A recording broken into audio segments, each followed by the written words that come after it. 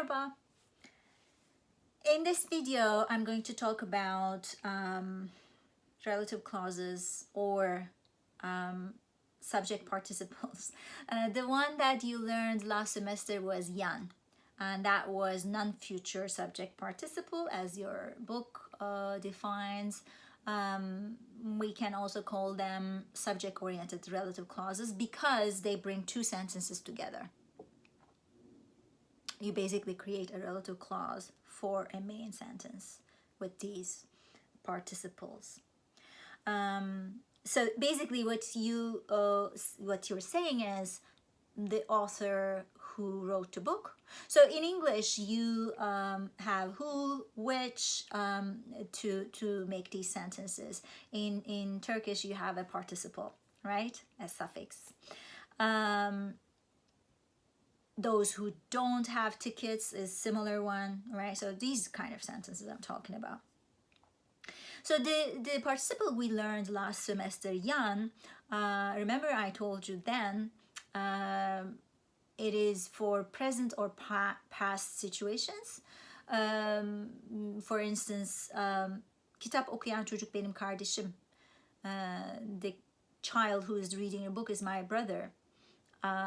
Is a situation happening either at the present or in the past, but it's not in the future. So yan appears for present or past. And today I'm going to introduce you to the participle EcEk, which is basically the sibling of yan, but is used for future situations, okay?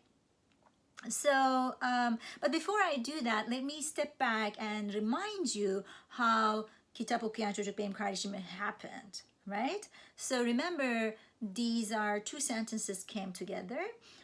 So the first sentence is çocuk kitap okuyor. Okay. And the second sentence is o benim kardeşim. So what do you do to make a relative clause from çocuk kitap okuyor?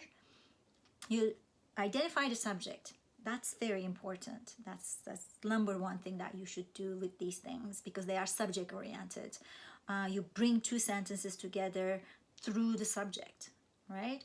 So çocuk kitap okuyor, kitap okuyan çocuk. Now it's a relative clause and then you can complete benim kardeşim. Kitap okuyan çocuk benim kardeşim, right?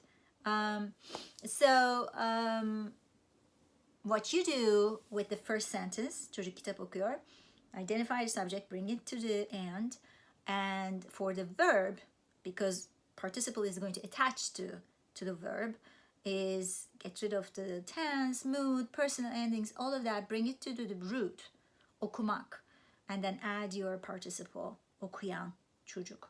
So now it means the child who reads the book. It's not a complete sentence, right? Because it's a relative clause, you need to finish it with a main clause, benim kardeşim. Okay, so this is how you make these relative clauses in Turkish. And so since you already learned with yan, I just assume that you remember everything about it. If you don't, you can always go back and remind yourself, which is advisable at this point. It's going to help you learn the sentence faster. And basically compare and contrast. And you know, these are two very similar grammar constructions, so that you know it sinks better, you understand better. So let's talk about the future. It's again very similar, but I'm going to talk about another example now because I'm going to give you a future tense. You know, it's a verb in future tense. Misafirler yemeğe gelecek. The guests will come to dinner. So this is our sentence. And we're going to make a relative clause out of this. So, first things first, define the subject. Misafirler, right? Misafirler is the subject. How do you find the subject? Remember I told you then. You can ask the question to the verb. It's always easy to define the verb in Turkish. It's usually in the end. It has the tense, it has the personal endings. Gelecekler. In this sentence, right? So, who is coming to dinner? Kim gelecek. So it's the kim question. So who's doing the job, who's doing the action? Kim gelecek? Misafirler gelecek. So that answer gives you the subject. So okay, misafirler is the subject. So what do? You bring the subject to the end. And then for the verb, get rid of the tense, get rid of the personal endings, gelmek, and add ecek, gelecek.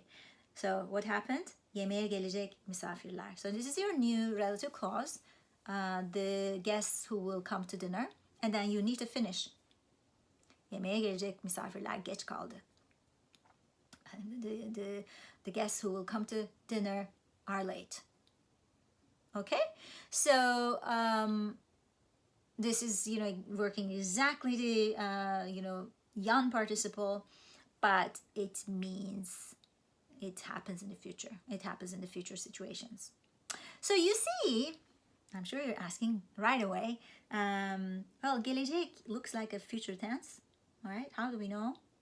Is it a participle or tense? Well, first of all, you need to understand from the sentence. I mean, you will see that, this doesn't look like a verb, right? It's modifying a noun. Also, remember, participles will not take any personal endings, moods, and anything like that. So it should be easier to identify, right? So because there's not going to be personal endings in the participle, although it looks like future tense, okay? So you should understand from the context, and also, if there is like personal endings, it should be a sign that it is not a participle, it's a verb. All right, so let me give you more examples. Yarın maç olacak. How do we make this a relative clause? Maç is the subject. Yarın olacak maç. Mektup yarın gelecek. Yarın gelecek mektup. Başbakan Avrupa'ya gidecek. Avrupa'ya gidecek başbakan. So, it's very straightforward, right? So, this is a very interesting thing that your book mentions. There are some words became a word itself over time through the participle. For instance, okuyacak kitap. Okuyacak is a word itself now, rather than a relative clause. And it means, when you say okuyacak kitap, a book to read. Okuyacak çocuk, a child who will study, who will go to school, who will be educated, because he has a drive, right? So okuyacak çocuk. Oturacak bir yer, a place to sit, a place to live. Yiyecek bir şey. So yiyecek is coming from the same, again, something to eat, right? So I know, right now you feel like, how am I going to, you don't worry about this part. What I'm asking you, if you see it in your readings, then you would, when you see it as a single word defining another word, then maybe you can, identify it as an idiom rather than a participle. So, as expected, it can, the participle can be attached to negative. For instance, derse gelmeyecek öğrenciler, the students who are not coming to class. İçki içmeyecek misafirler, the guests who will not drink. So it can be attached to negative verb. So verb, negative, then participle. It can happen. And finally, if in context we are talking about the subject, that everybody knows about the subject, you can drop the word itself. Let me give you an example. You're talking about derse gelmeyecek öğrenciler, the students who are not coming to class. So here, the relative clause, the subject is öğrenciler. But let's say that we know that we are all talking about students. You can drop öğrenciler. And you can say, derse gelmeyecekler kafeye gitti. The ones or those who are not coming to class went to cafe. So you see, you can drop, again, it's in context, it's, we all know we're talking about the students, then it will drop, okay? So yes, I mean, please review the material in your books as well. Read them, digest them, do your worksheet. But we'll also practice in class. Okay. So you bring your questions to class. İyi çalışmalar. Kolay gelsin. Derste görüşürüz.